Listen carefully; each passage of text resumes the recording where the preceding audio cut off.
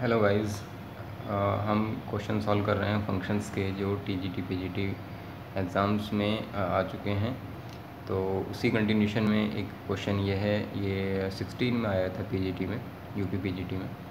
tan inverse x greater than cot inverse x is true for which a equal to x, where option A is x equal to 1/x equal to 1, x greater than 1/x greater than 1, x less than 1/x less than 1 and D x greater than 1/x less than 1।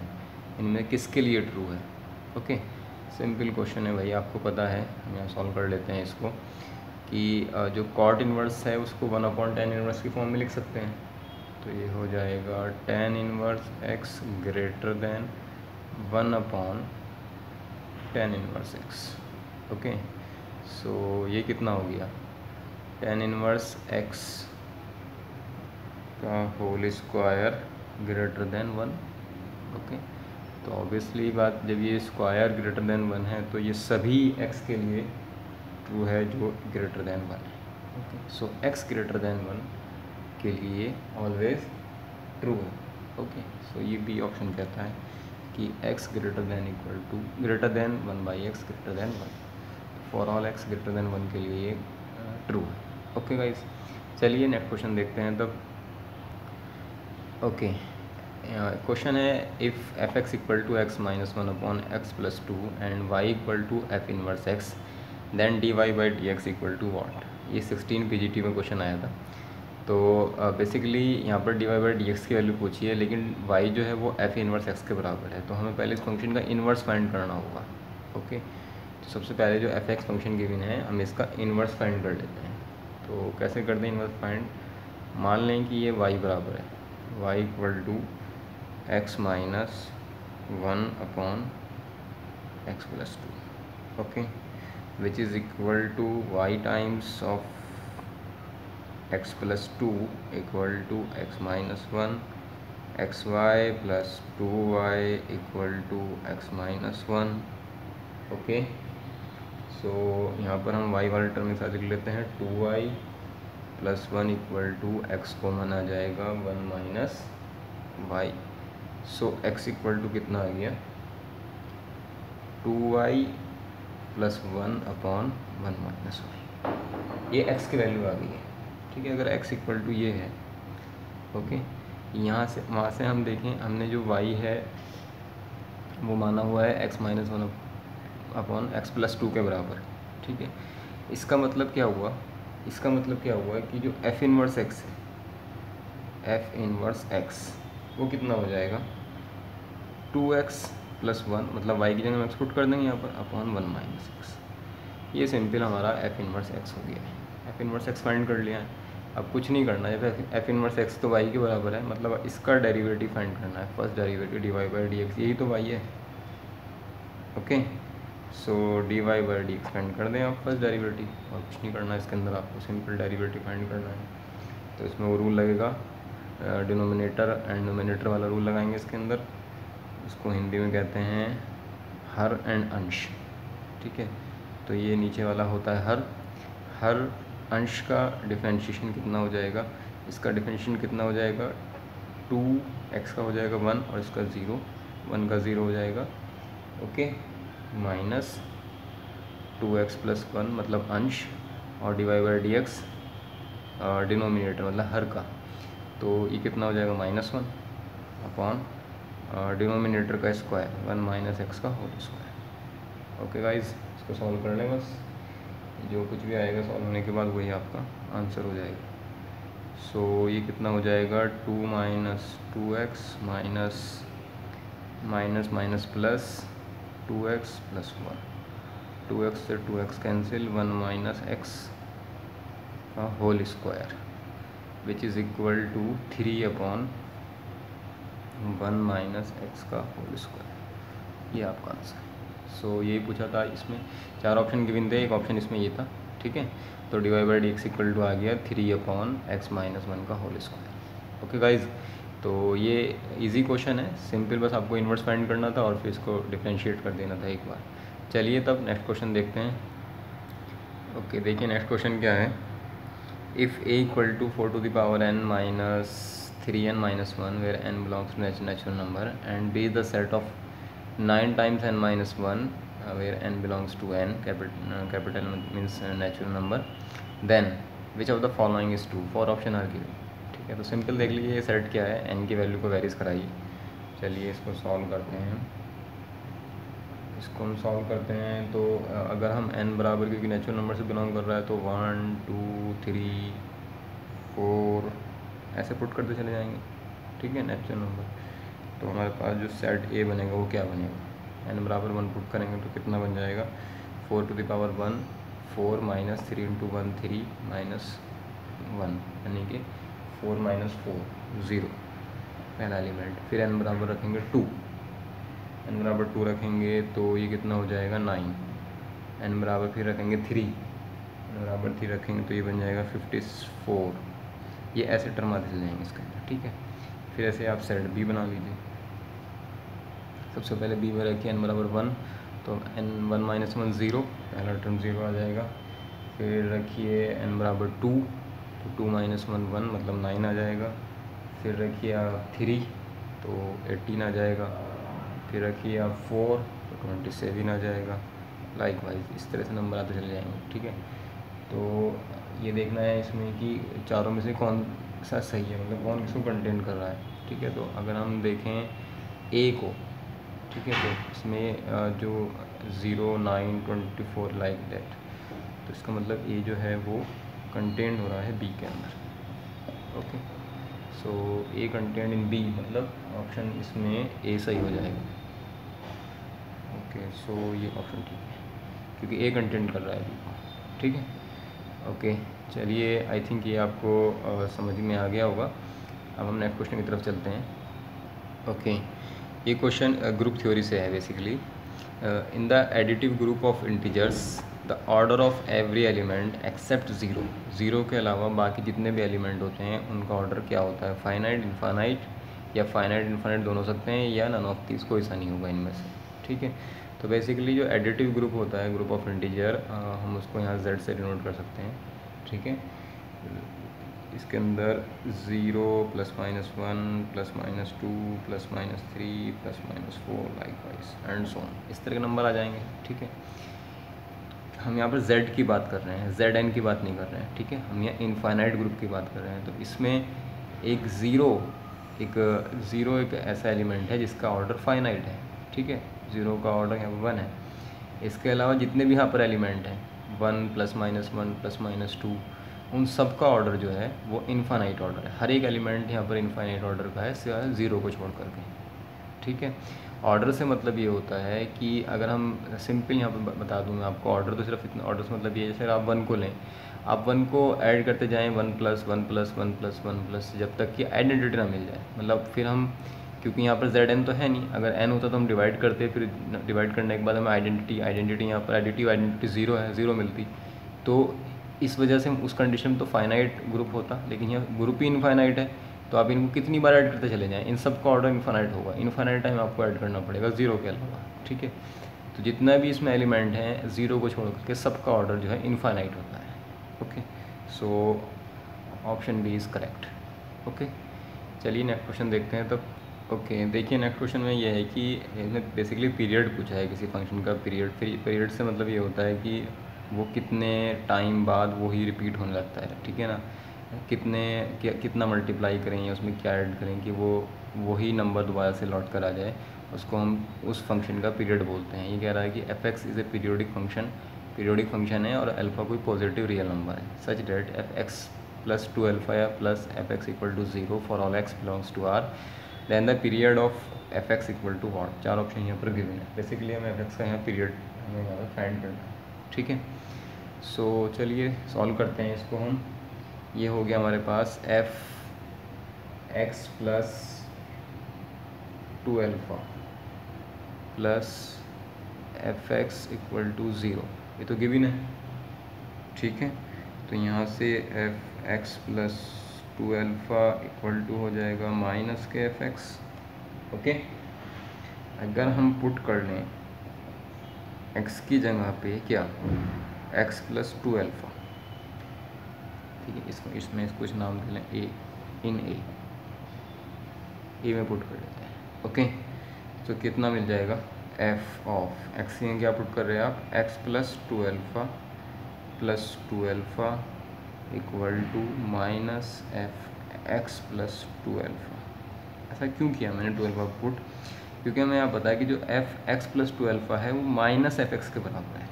ठीक है, तो इसका मतलब ये हो गया F, ये कितना हो गया, x plus 2 alpha 4 alpha equal to ये किसके बराबर है, ये माइनस टाइम्स ये एफ किसके बराबर है, एक्स प्लस 2 अल्फ़ा, ये एफ एक्स के बराबर है। तो हमने x में क्या ऐड किया, 4 अल्फ़ा ऐड किया कि हमें लौट के एफ एक्स ही मिल गया है। ठीक है, तो यहाँ से इम्प्लाइज होता है कि ये फंक्शन एफ एक्स जो है इसका पीरियड कितना है, 4 अल्फ़ा है। ओके, सो कितना हो गया, period of F x is equal to 4 alpha. Simple, तो ये इसका पीरियड हो गया यहाँ पर 4 अल्फ़ा। सो यहाँ पर 4 अल्फ़ा सी ऑप्शन में गिवन है, option C is correct. Okay guys, चलिए अब नेक्स्ट क्वेश्चन देखते हैं। हम जल्दी जल्दी शॉर्ट ट्रिक से सॉल्व करने की कोशिश कर रहे हैं सभी क्वेश्चंस को। ओके, चलिए तब। ओके, क्वेश्चन है कंपोजिट मैप का, the composite mapping F of G of the maps F R to R and F x equal to sine x, G is the map from R to R, G x equal to x square is equal to what. ठीक है, F of जी की value पूछी यहाँ पर basically आपसे, तो चलिए इसको सॉल्व करते हैं। एफ ऑफ जी कितना होता है guys, F of G of x equal to हो जाएगा F of G of x which is equal to F of G of x की वैल्यू कितनी है, जी एक्स की वैल्यू कितनी है, x square which is equal to, अब देखिए एफ एक्स की, F x equal to sine x है, तो F x square equal to कितना हो जाएगा, साइन एक्स का square. Simple, F x equal to sine x, यही तो आपका जी ऑफ एफ एक्स है, G of F of x, तो कितना होगा साइन एक्स का होल स्क्वायर, मतलब B option is correct. Okay, very simple. चलिए नेक्स्ट क्वेश्चन देखते हैं तब। ओके गाइस, देखिए ये क्वेश्चन बेसिकली 1 1 ऑन 2 पूछा है। इसमें एक फंक्शन गिवन है आपके पास f x equal to x square plus x, जो आर से आर पर डिफाइन है। ठीक है, सभी रियल वैल्यूज़ के लिए डिफाइन है। Then F is 1 1 but not onto but not 1 1, both 1 1 and onto, neither 1 1 और ऑन टू। कैसे चेक करें ईजिली, अगर हम डेफिनेशन के थ्रू जाएंगे तो एक ये लेंदी हो जाएगा। बेसिकली हमें ये पता होना चाहिए कि कोई फंक्शन 1 1 तब होता है जब करस्पॉन्डिंग सिंगल वैल्यू पे मैप हो, मतलब डोमेन की हर एक वैल्यू जो कोडोमेन पे हम वैल्यू मैप करते हैं तो वो एक वैल्यू के लिए एक ही वैल्यू इधर मिलनी चाहिए। मतलब हमें इमेज की जो इमेजेस जो हैं हमारी, वो सिंगल एलिमेंट के ऊपर कोडोमेन के मैप्ड होनी चाहिए। ठीक है, तो उस कंडीशन में कहते हैं कि 1 1 1 को 1 पे मैप करते हैं। अगर ऐसा हो रहा है कि एक वैल्यू 2 पे जा रही है, मतलब इधर की हम एक से ज़्यादा वैल्यूज़ को कोडोमेन की एक ही वैल्यू पे मैप कर रहे हैं, तो वो 1 1 नहीं रह जाएगा, वो मैनी 1 हो जाएगा। मतलब मैं ये बताना चाह रहा हूँ आपसे, अगर हम एक डोमेन मान लें और ये कोडोमेन मान लें, तो अगर हम सिंगल वैल्यू को सिंगल पे मैप कर रहे हैं, ऐसे हो रहा है, हम कहेंगे ये 1 1 है। ठीक है, लेकिन इधर की अगर 2 वैल्यू यहाँ की एक वैल्यू पे मैप होगा तो अब ये मैनी 1 हो जाएगा, 1 1 नहीं रहेगा। ठीक है, तो हमारे पास ये फंक्शन गिवन है, इसको देखते हैं। पहले 1 1 देखते हैं इसका, तो F x equal to x square plus x, अगर हम x बराबर 0 पुट करें तो भी 0 आएगा, और x बराबर हम अगर -1 पुट करें तो भी 0 आएगा। देखो x बराबर अगर 0 पुट करते हैं तो 0 हो जाएगा, और अगर हम x बराबर -1 पुट करते हैं तो ये कितना हो जाएगा, -1 करेंगे तो ये +1, ये -1, ये फिर 0 हो जाएगा। मतलब क्या हुआ है कि यहाँ पर जो 0 और -1 है वे दोनों के दोनों इधर 0 पे जा रहे हैं। ठीक है, तो 2 वैल्यूज़ के लिए डोमेन की कोडोमेन में एक ही वैल्यू पर ये मैप हो रहे हैं, तो इसका मतलब ये 1 1 फंक्शन तो है नहीं। ठीक है, सो नॉट 1 1। अब ये कैसे देखें कि ये ऑन टू है या नहीं है। ऑन टू होगा अगर कोई फंक्शन, तो उसका जो रेंज होगा, फंक्शन की जो रेंज होगी वो पूरे कोडोमेन के बराबर होगी। मतलब सारे एलिमेंट्स जो होंगे उसके कोडोमेन के, डोमेन के सभी एलिमेंट्स मैप होंगे कोडोमेन के एलिमेंट्स में। मतलब जो पूरी रेंज है, ऐसा नहीं होगा यहाँ कुछ एलिमेंट छूट जाए। यहाँ अगर कोई भी एलिमेंट है तो उसको करस्पॉन्डिंग इधर एक एलिमेंट एग्जिस्ट करेगा। ठीक है, तो अगर रेंज और कोडोमेन बराबर हो जाते हैं तो ये फंक्शन जो है वो आपका कैसा हो जाएगा, ऑन टू हो जाएगा, ठीक है। लेकिन यहाँ पर रेंज और कोडोमेन बराबर है ही नहीं, ठीक है, क्योंकि हम देख रहे हैं कि यहाँ पर जो हमारी रेंज है वो कम हो जाएगी। अगर हम इसको ग्राफ से देखें, अगर मैं इसको ग्राफ से दिखाता हूँ आपको इस क्वेश्चन को, तो अगर हम इसका डेरिवेटिव कर लें एफ डैश एक्स, तो ये कितना आ जाएगा हमारे पास 2x और +1, ठीक है। तो अगर मैं इसका एक ग्राफ ड्रॉ कर दूँ, 2x + 1 -1/2 कहीं यहाँ पर सपोज कर लें, -1/2 लाइन ऐसे जाएगी, ठीक है। तो जो हमारी रेंज है इसके बहुत सारे point, uncountable number of point जो है छूट गए, ठीक है। अनकाउंटेबल, 1-2 पॉइंट नहीं, अनकाउंटेबल पॉइंट निकल गए हैं। तो रेंज जो है ना यहाँ पर वो कोडोमेन के बराबर है ही नहीं, नॉट इक्वल टू कोडोमेन। तो इसका मतलब ये हुआ कि ये ऑन टू भी नहीं है। So neither 1-1 nor onto, यानी कि फोर्थ ऑप्शन इसका ठीक हो जाएगा, ठीक है। ऑन टू होने के लिए जो कोडोमेन है और रेंज दोनों को बराबर होना पड़ेगा, और 1-1 होने के लिए जितनी भी वैल्यूज़ हैं, मतलब one value of domain mapped होगी, one value, single value in the codomain, okay. तो ये दोनों ही कंडीशन इस यहाँ पर फॉल्स हो जा रही हैं, तो neither 1-1 nor onto, okay. I hope you got it. अब हम नेक्स्ट क्वेश्चन की तरफ चलते हैं, ओके। इस क्वेश्चन में पूछा है बेसिकली इन्वर्स के बारे में पूछा है कि एफ कोई फंक्शन है, एक्स एक्स पर डिफाइन है, f x equal to mod x, okay. तो F x equal to mod x के बिना ये पूछ रहा है कि इसका इन्वर्स क्या होगा, ओके गाइस। तो हमें पता होना चाहिए इन्वर्स, आपको इस फंक्शन का इन्वर्स एग्जिस्ट करता है वो 1-1 ऑन टू दोनों, ठीक है। 1-1 ऑन टू होगा तो इन्वर्स एग्जिस्ट करेगा, अदरवाइज़ इन्वर्स एग्जिस्ट नहीं करेगा, ठीक है। सो हमें पता है कि जो F of x equal to mod x, जो मॉड फंक्शन है बेसिकली इसका ग्राफ अगर मैं ड्रॉ करूँ तो जैसे जाएगा, ठीक है। तो ये 1-1 ही नहीं है, ठीक है ना, ये फंक्शन जो है 1-1 ही नहीं है, ये इन दोनों वैल्यू करस्पॉन्डिंग सेम वैल्यू दे रहा है, ठीक है। उसकी मॉडुलस वैल्यू सेम आ रही है, तो ये क्या है, नॉट 1-1, नॉट 1-1, ये 1-1 फंक्शन ही नहीं है। जब 1-1 नहीं है तो एफ इनवर्स तो एग्जिस्ट ही नहीं करेगा, डज नॉट एग्जिस्ट। तो फंक्शन के लिए 1-1 इनवर्स एग्जिस्ट करने के लिए ज़रूरी है कि उसको 1-1 ऑन टू होती, तो 1-1 ही नहीं है, ऑन टू चेक करने की ज़रूरत ही कोई नहीं आपको यहाँ पे, ठीक है। So inverse not exist, D option is correct, okay. The value of x satisfy 3x equal to four mod 5। तो x की वो वैल्यू बतानी है जो इसको सेटिस्फाई करे। बेसिकली ये अंडर मॉडल ऑफ 5 की यहाँ पर बात हो रही है। अगर आपको इसके बारे में नहीं पता है तो मैंने इसके लिए अलग से एक लेक्चर तैयार किया है। तो यहाँ पर मैं सिंपल आपको ये बता दूँ कि जब अगर कभी कहीं ऐसा आपको लिखा मिल जाए मॉड इक्वेशन मॉडलस फॉर्म में हो, a equal to b mod कुछ लिख लें यहाँ पर n, ठीक है। तो इसका मतलब यह है कि a minus B divided by a minus B जो होगा वो डिवाइड होगा n से, मतलब इस कंडीशन में रिमाइंडर 0 बचेगा, ठीक है ना। हम ऐसे डिवाइड करके लिखते हैं, इसका मतलब यह है कि n से हम a माइनस बी को डिवाइड कर रहे हैं, ठीक है। सो यहाँ पर क्या है, ये हो जाएगा 3x माइनस 4, ओके। ये हो जाएगा 3x माइनस 4, ये किससे, यहाँ पर n की वैल्यू कितनी है 5। मैं फिर बता रहा हूँ कि हम यहाँ मैथमेटिकल फॉर्म में ऐसे लिखते हैं, लेकिन बेसिकली ये n अपॉन लिखा है, ठीक है। आप इसको ये मत समझ लें कि a माइनस बी के नीचे n है, बल्कि ये n upon a minus B लिखा है, ठीक है। तो ये हो जाएगा 5/3x माइनस 4, ओके।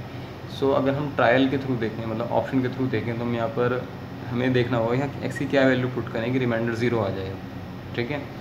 तो मैं अगर 3 ले लेता हूँ x की वैल्यू, तो कितना हो जाएगा, 3 3 जा 9, 9 माइनस 4 कितना 5, 5 से 5 कैंसिल 0, ठीक है। तो अगर पुट करते हैं यहाँ पर हम x इक्वल टू 3, मतलब ऑप्शन ए से चलते हैं, तो कितना हो जाएगा 5/9 minus 4 5 which is equal to, मतलब रिमाइंडर कितना आ गया यहाँ पर, रिमाइंडर